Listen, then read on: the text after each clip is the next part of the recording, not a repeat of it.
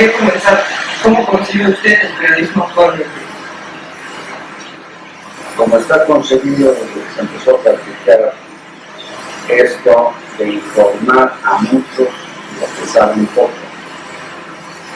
Actualmente el periodismo es, para mí, como siempre ha sido, es la difusión de información y de opiniones de acontecimientos. En algún tiempo pues, se hizo a través del chisme, de aldea en aldea, de localidad en localidad, de ciudad en ciudad. No creo, y lo digo porque a veces en las escuelas y facultades de periodismo o de comunicación se esparce algo que para mí es un error. Hablar de algo así como el nuevo periodismo. Y creen que el nuevo periodismo lo inventó Tom Jones. Y no, pues el periodismo, si se quiere ver así, está en las crónicas de la conquista de México. Ojo con creerse la tontería que en muchos medios se propaga de que el periodismo es objetivo. Quien diga eso miente rotundamente. Es un oficio intrínsecamente subjetivo. Siempre es parcial. Aun en las notas informativas donde no se añade un solo adjetivo, la sola selección de los factores que componen la nota para responder el qué, quién, cómo, cuándo, dónde y sobre todo el por qué, la sola selección de a cuál de esos elementos o a cuál de esas interrogantes respondemos ya implica un juicio de valor. Y en el oficio periodístico es inevitable que proyectemos nuestras filias y fobias políticas e ideológicas. Siempre proyectamos una manera de ver el universo. Suena chingón. ¿Cómo ve el Marín, director de medios, al reportero? Reportero es el elemento clave de las empresas periodísticas. El reportero es digamos, si va en la metáfora, el soldado que está en la primera línea. Y a orgullo tengo que decir que yo siempre he sido reportero y sigo reporteando todos los días, o casi todos. Pues, ¿cómo me veo? Pues reporteando. ¿Tiene algún reclamo para hacerse usted siendo ese reportero? Reclamo a mí. A veces se me pasa un poquito la mano con algo que a mí me gusta mucho, que es el ejercicio de la libertad, tanto de eso que, vamos a decir, libertad de expresión, pero que incluye desde luego la libertad de opinión. Entonces, a veces se me pasa la mano por mi forma de ser o por mi carácter, en tratar de ser vehemente con lo que quiero decir, pero no es un reproche. Digo, a veces me pasa la mano, es una característica de la forma que tengo de hacer o ejercer este oficio. Y decía que no es profesión porque, siendo el periodismo un oficio de libertad, de seres libres, libertarios, pues es un oficio que puede ser hasta libertino para quien quiera. En ese sentido lo puede ejercer quien sea que no tenga un título profesional. ¿Sí? A diferencia de las carreras en que se requiere una preparación mucho más consistente, no se diga para las ciencias exactas, o la medicina, o ¿sí? La genética, ¿qué te parece la física cuántica? En este oficio, quien tenga aptitud para reportear, para escribir, para opinarlo, tiene todo el derecho a hacerlo. Si la libertad de expresión está por encima de cualquier cosa, Y tenemos la ventaja, los periodistas, de que no tenemos la responsabilidad de la solución de los problemas que transmitimos. Y el oficio periodístico es sobre todo el destripamiento de los pedazos de realidad a los que tenemos acceso, de una realidad que jamás abarcaremos. Cuando abordamos un caso de corrupción, de criminalidad, lo que te imagines, pues es un ejemplo de quién sabe qué que habrá más y que nunca abarcaremos. Y es un oficio, decía yo, tan subjetivo que siempre he rechazado la tontería que muchos pregonan, muchos oficiantes del periodismo, que dicen que cuentan la verdad, porque la verdad es diversa. Hay distintas verdades sobre un mismo acontecimiento. Hay verdades históricas. Colón llegó el 12 de octubre de 1492 a una isla en el Atlántico que ya era lo que después se bautizó como América. Es un hecho histórico. Hay verdades jurídicas, hay verdades éticas o morales. La perspectiva de uno. Hay verdades, dicen los creyentes en la religión que sean, hay verdades teológicas, hay verdades, pues hay inclusive verdades esotéricas. Hay quien cree que si cruzas a una muchacha Piscis con un muchacho Capricornio da leoncitos. Bueno, hay gente que lo cree, es su verdad. Claro. Hay verdades sentimentales, hay verdades sensoriales, y de pronto tú dices, este menudo pica, y otra persona te dice, no, no pica. Bueno, no te pica a ti, o sí le pica a alguien, pero es su verdad. La verdad siempre es sospechosa, excepto la científica. 2 y 2 son 4, H2O es agua, ¿sí? Hay una ley de gravedad, ¿sí? Hay verdad científica. En el periodismo todo es subjetivo y lo ejercitamos de una manera inevitablemente arbitraria. ¿Por qué?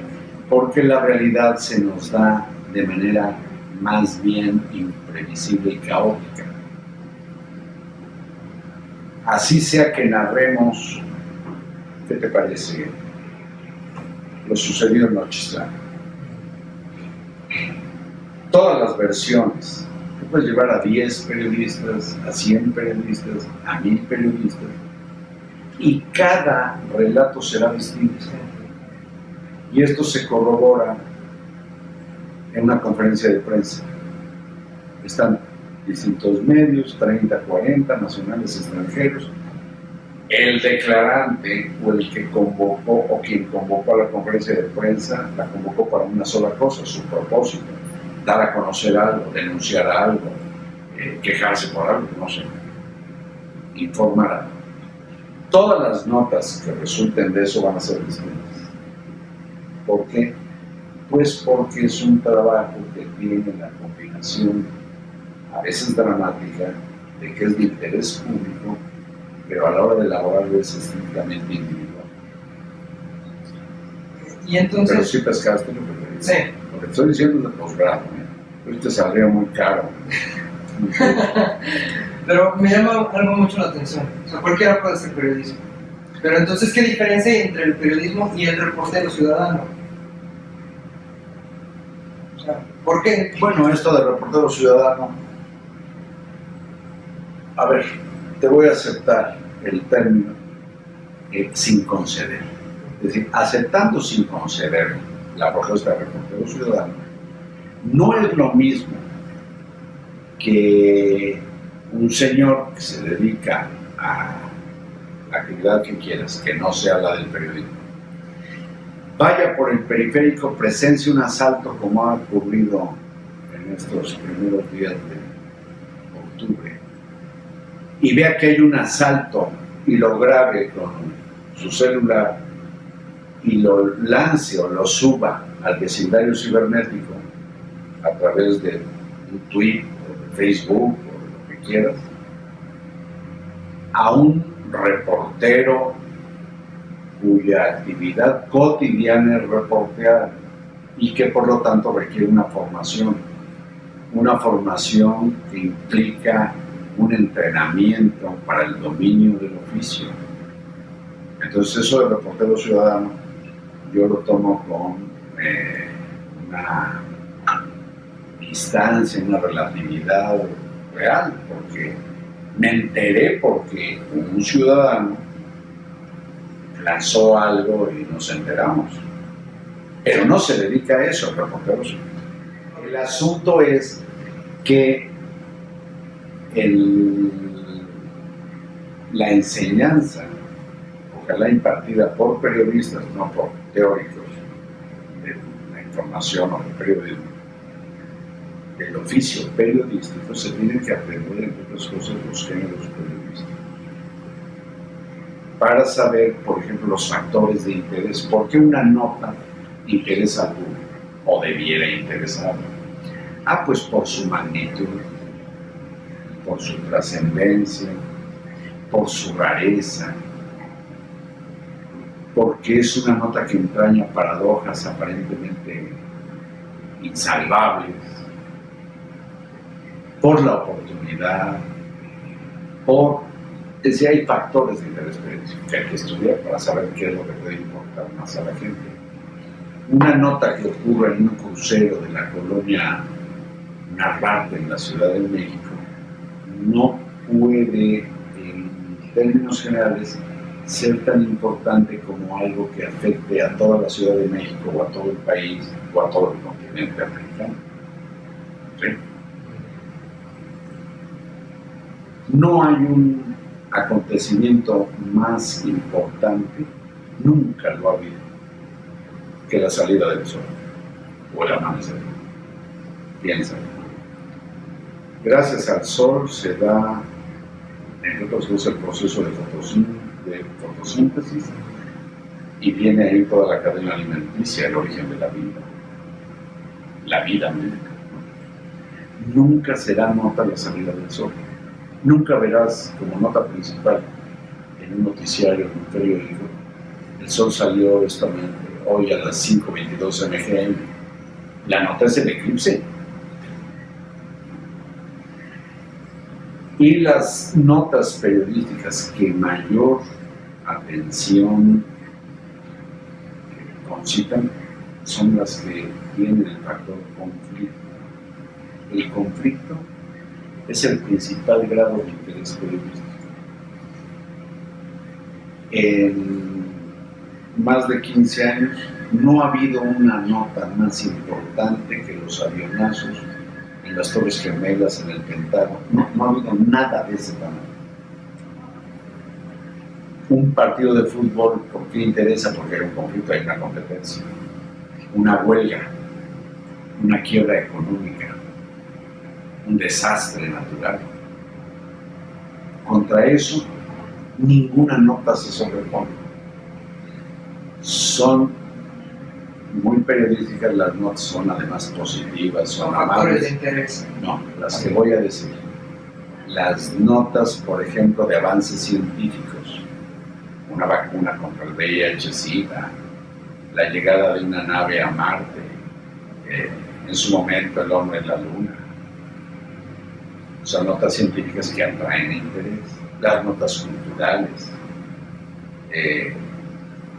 Hay notas que son amables, pero normalmente hay conflicto. En todos los deportes hay un conflicto, hay una competencia.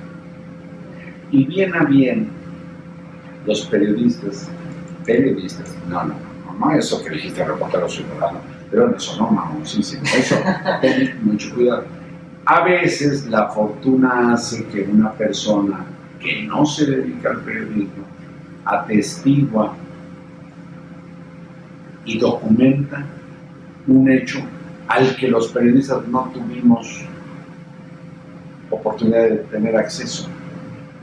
Como esto que te cuento con el ejemplo de quien videograbó unos asaltos en el periférico. Pero esa persona que grabó no es reportero ciudadano. Es una persona que oportunamente hizo una grabación y lo lanzó al vecindario cibernético. Tú revisas el vecindario cibernético y vas a ver que la mayor parte de los contenidos lanzados en tweets, en Facebook, es basura. Los medios de comunicación, todos son una maravilla. Desde que se inventó, ¿qué te parece la imprenta? Es una manera de imprimir información y esparcir por el mundo los papeles con las letras, la información, los libros, lo que quieras. La imprenta y en su momento, pues, ¿qué te parece? El telégrafo, la radio, la televisión, no se diga los periódicos, las revistas, las redes sociales son otro medio. Qué bueno que existan. Yo necesitaba ser más denso en ese sentido. Si yo pensaba que no tienen su chiste. Hay cosas de las que me he enterado gracias a las redes sociales. Pero necesitaba yo ser estúpido para estar revisando todo lo que se dijo. No me alcanzaría la vida en un día en el mundo cibernético. Para eso mejor me atengo a los medios dedicados a hacer periodismo y que me dan, espero, lo más relevante del acontecer mundial. ¿Cuál considera que ha sido su entrevista más compleja? ¿Y por qué? Fíjate ahora que lo dices. Una con el promotor de la causa de beatificación, entonces, se volvió después de canonización, de Juan Diego. Porque Juan Diego no existió.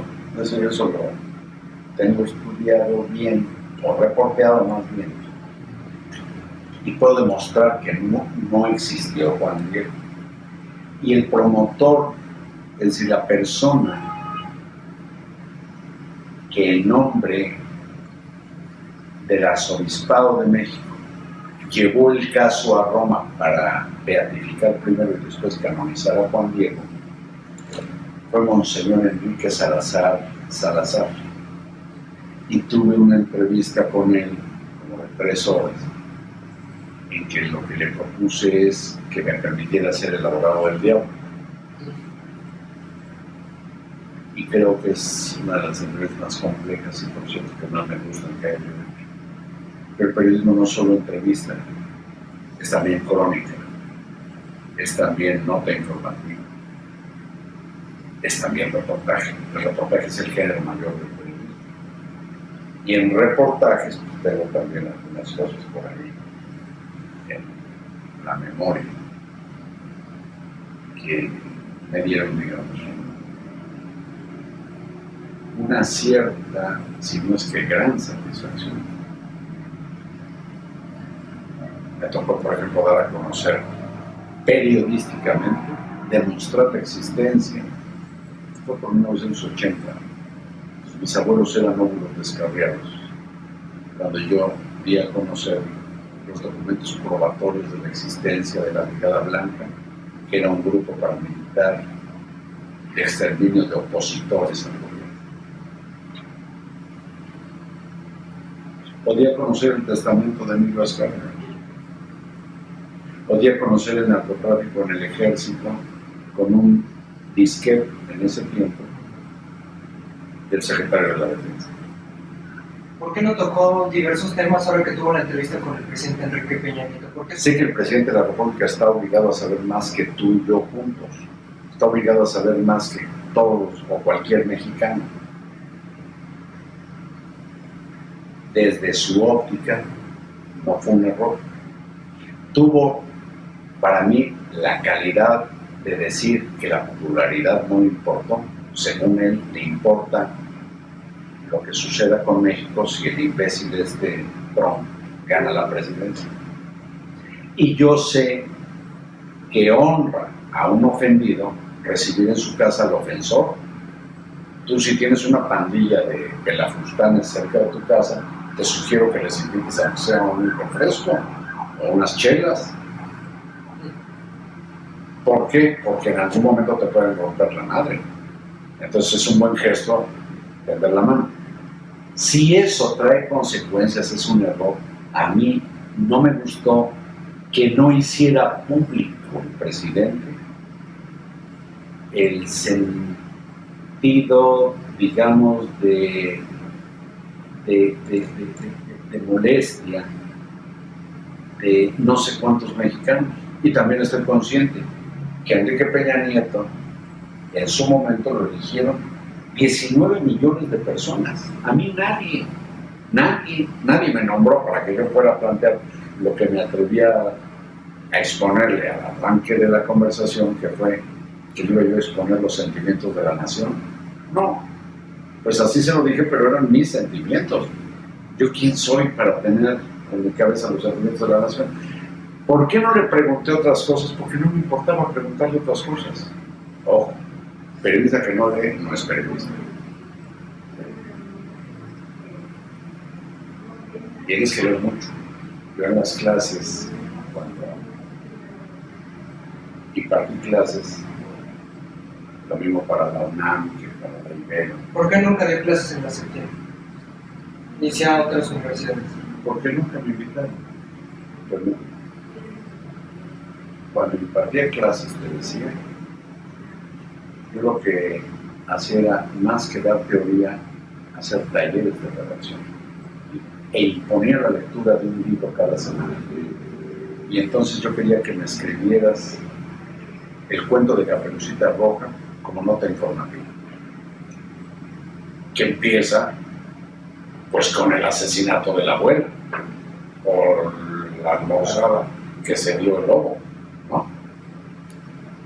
O daba a leer los cuentos del Llano en Llamas. Nadie que esté en medios de información que no haya leído a Adolfo, para mí es periodista. Quien no haya leído las crónicas de mi tocayo Monsiváis, cuando menos las debías de guardar, difícilmente podrá hacer una crónica.